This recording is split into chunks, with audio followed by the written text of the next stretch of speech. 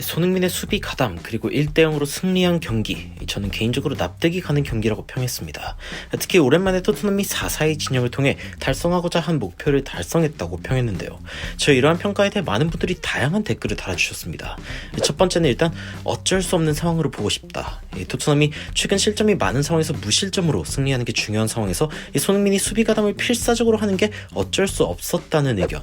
두 번째는 순간 흥민이가 센터백인 줄이라며 전 시즌 득점왕을 이렇게 쓰는 구단은 아마 역사에 남을 것이라는 의견인데, 이 말도 사실 맞는 말이죠. 또 한 분은 저번 경기가 이기고도 찝찝한 경기라며 굉장히 공감 가는 한 줄 평을 남겨주시기도 했는데요.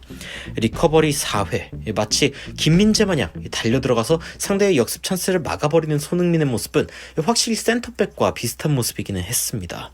게다가 윙백보다 더 수비를 빡시게 하는 손흥민은 더더욱 공격 기회를 얻기가 힘들어졌으며 결정적인 공격 상황에서도 분명 이런 장면들이 마무리에 쓸 수 있는 힘을 비축할 수 없는 악순환으로 이어졌을 것이라 추측할 수 있는데요.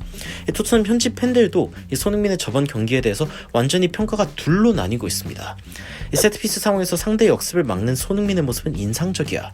어쩌면 그냥 역습을 막을 수 있는 위치에 있었던 우연이라고 할 수도 있겠지만 너무 자주 그래서 꽤 효과적인 듯 보였어. 이 댓글엔 일단 손흥민의 수비 장면 자체는 꽤 상대를 막는 데 효과적이었다고 평했습니다. 손흥민은 항상 박스 끝쯤에서 중거리 슛을 날리기 위해 대기해야 한다고 생각해. 그래서 리커버리를 좀 더 자주 할 수 있었는지도 모르지. 손흥민이 공격적으로도 효과적인 위치에 있다가 수비적으로도 효과를 본 셈이라는 비슷한 의견이네요. 하지만 일부 팬들의 의견은 전혀 달랐습니다.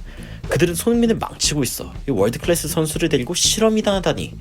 좋았지만 손흥민의 에너지가 수비에 그렇게 많이 쓰이는 걸 보면서 좀 슬펐어. 골을 넣는데 에너지를 써야 하는데 상대 역습을 막기 위해 스프린트를 다 써버렸어.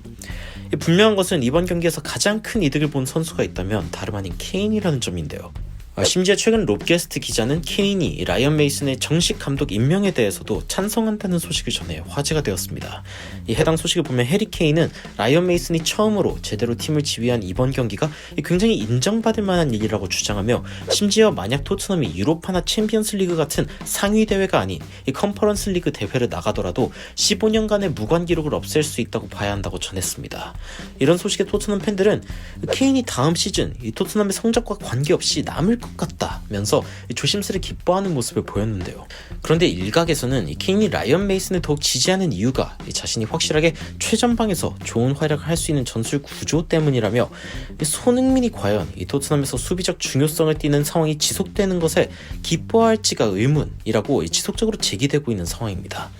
결국 최근 경기에 대해 손흥민의 평가가 극과 극으로 나뉜 가장 큰 이유는 손흥민이 해야 하는 역할이 무엇인가에 대한 정의, 그리고 그에 따라 달라지는 기대 때문인데요. 손흥민은 공격수이기 때문에 골을 넣어야 한다. 그렇다면 지난 경기는 손흥민이 공격수가 아닌 수비수 같은 경기를 했기에 최악이었고, 손흥민이 토트넘의 선수이기 때문에 승리에 공헌하기만 하면 된다는 생각이라면 수비도 손흥민의 가치를 보여줄 수 있는 장면이라는 게 아마 좀 판단이 달라질 수 있는 이유일 것입니다. 그런데 제가 생각하기에 더욱 문제인 것은 이 토트넘이 손흥민에게 명확한 그림을 제시하고 있지 않다는 부분이 가장 큰 문제가 아닐까 싶은데요. 손흥민이 윙어이길 바라는지 윙백이길 바라는지, 무슨 야구의 유틸리티 플레이어 마냥 전 포지션을 소화하기를 바라는 건지, 손흥민 스스로도 이해하기 어려운 지시를 받고 있는 최근, 손흥민은 지속적으로 공격수라는 잣대로 평가받고 있지만 사실 미드필더로, 그리고 수비 장면에서는 같은 팀 수비진들보다 더 낫다는 평가를 받고 있습니다. 이미 손흥민은 지난 시즌 자신의 침투 후 마무리, 그리고 박스 밖에서 위협적인 중거리 슈팅을 통해 상대를 위협할 때 가장 좋은 모습을 보인다는 것을 이미 양발로 증명했는데, 도대체 토트넘은 앞으로 손흥민에게 무엇을 기대하는 걸까요? 이 케인이 지지하는 라이언 메이슨 체제에서 손흥민은 지난 경기처럼 윙백으로 뛰게 되는 걸까요?